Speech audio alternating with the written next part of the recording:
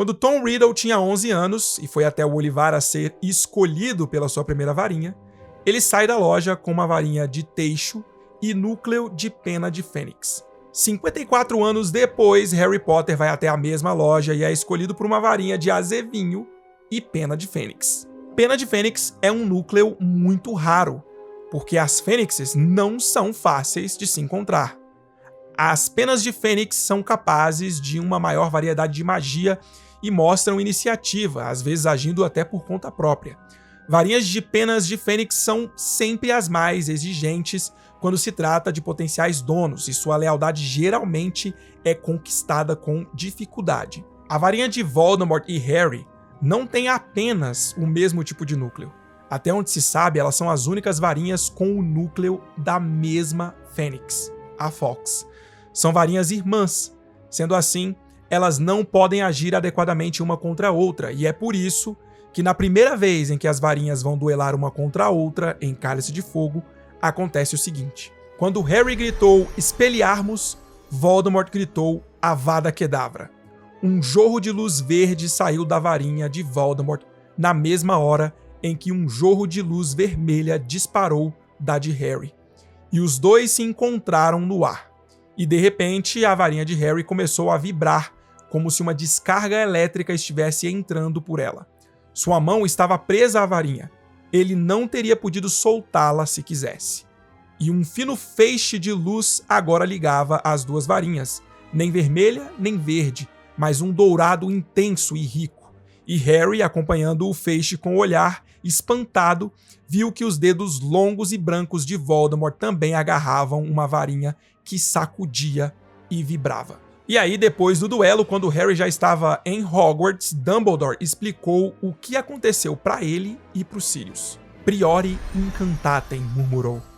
Então, o que acontece quando uma varinha encontra sua irmã? Perguntou Sirius. Elas não funcionam bem uma contra a outra. Se, no entanto, o dono de uma das varinhas forçar uma luta entre as varinhas, produzirá um efeito muito raro.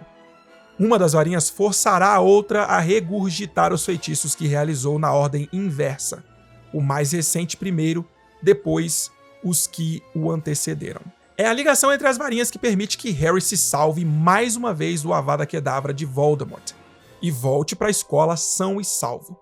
É essa ligação que acaba com o plano de Voldemort de matar Harry e anunciar que retornou em seus termos, ou seja, sem que Dumbledore fosse avisado imediatamente depois. A ligação entre as varinhas salvou a vida de Harry e estragou o plano de Voldemort. Vários e vários meses após esses acontecimentos, Voldemort também vai atrás de respostas sobre o que tinha acontecido naquela noite. E aí ele descobre, depois de sequestrar Olivaras, que foi culpa dos núcleos gêmeos. Por isso ele descarta sua antiga varinha de Fênix, pedindo emprestada a varinha de um de seus comensais, Lúcio Malfoy. Quando Voldemort volta a enfrentar Harry na Batalha dos Sete Potters, no começo de Harry Potter e as Relíquias da Morte, algo estranho volta a acontecer. Quando a dor forçou Harry a fechar os olhos, sua varinha agiu por vontade própria. Sentiu-a arrastar seu braço como um enorme ímã. Pelas pálpebras entreabertas viu um jorro de fogo dourado. Ouviu um estalido e um grito de fúria. E aí, para esse acontecimento, Dumbledore também tem uma explicação. Acredito que a sua varinha tenha absorvido parte do poder e das qualidades da varinha de Voldemort naquela noite. E aqui ele está falando da noite lá em Cálice de Fogo, em que Harry e Voldemort voltaram a se encontrar depois do retorno do Lorde das Trevas. Ou seja, o objeto captou um pouco do próprio Voldemort. Então, a sua varinha o reconheceu enquanto ele o perseguia. Reconheceu um homem que era ao mesmo tempo parente e inimigo mortal, e regurgitou contra Voldemort um pouco de sua própria magia. Magia muito mais poderosa do que qualquer coisa que a varinha de Lúcio pudesse realizar. Sua varinha passou a conter simultaneamente o poder de sua enorme coragem e da perícia letal de Voldemort. Que chance teria aquela mísera varinha de Lúcio Malfoy? Ou seja, quando as varinhas se uniram no Priori Incantatem lá em Cálice de Fogo, a varinha de Harry ficou ainda mais poderosa, absorvendo um pouco da magia de Voldemort e aliando isso à extrema coragem de Harry. Em Relíquias da Morte, Voldemort descarta a varinha de Fênix em busca de uma varinha que pudesse destruir Harry Potter. Primeiro escolhe uma outra varinha qualquer e depois ele vai em busca da varinha mais poderosa de todas, a Varinha das Varinhas. Em sua busca por destruir Harry e tomar o poder, ele escolhe descartar a sua varinha de Fênix. E também a varinha de Fênix de Harry é quebrada sem querer por Hermione, quando eles estão fugindo da Cobra Nagini em Godric's Hollow. Harry também fica sem sua varinha de Fênix, mas não por escolha própria. E vejam que curioso, a varinha que Harry encontra lealdade depois da sua quebrar é a varinha de Draco Malfoy, filho de Lúcio Malfoy, de quem Voldemort tinha emprestado a varinha anteriormente. E é por causa desse ato de ganhar a lealdade da varinha de Draco que Harry acaba se tornando o mestre da Varinha das Varinhas, que Voldemort estava buscando. Alvo Dumbledore foi mestre da Varinha das Varinhas desde seu lendário duelo com Gellert Grindelwald em 1945 até momentos antes de sua morte em 1996.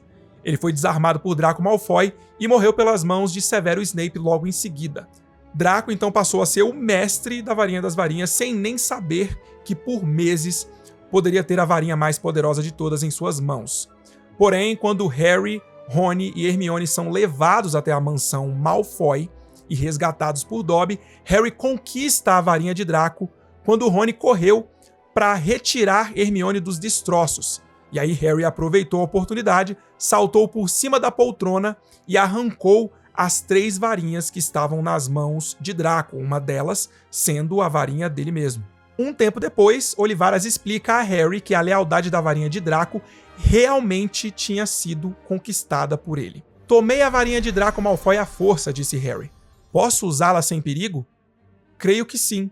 Leis sutis governam a propriedade das varinhas, mas uma varinha conquistada, em geral, se dobra à vontade do dono. Ao conquistar a varinha de Draco, Harry, sem saber, acaba se tornando o mestre da Varinha das Varinhas.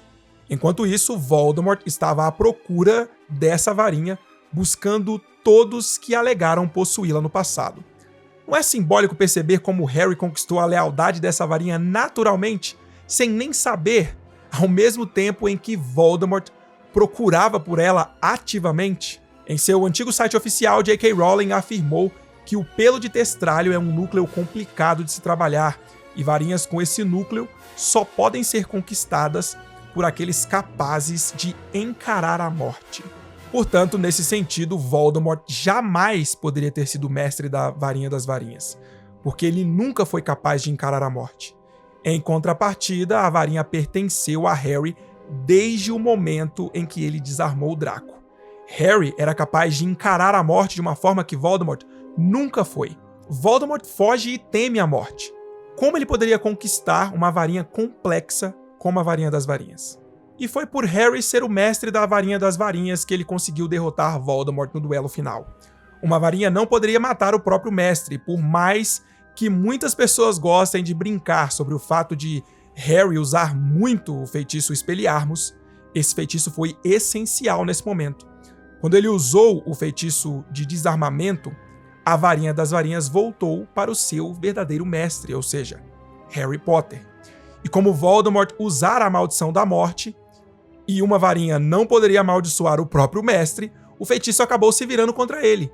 Em sua arrogância, não compreendendo plenamente o funcionamento das varinhas, em especial a varinha que ele mesmo empunhava, Voldemort foi, enfim, derrotado.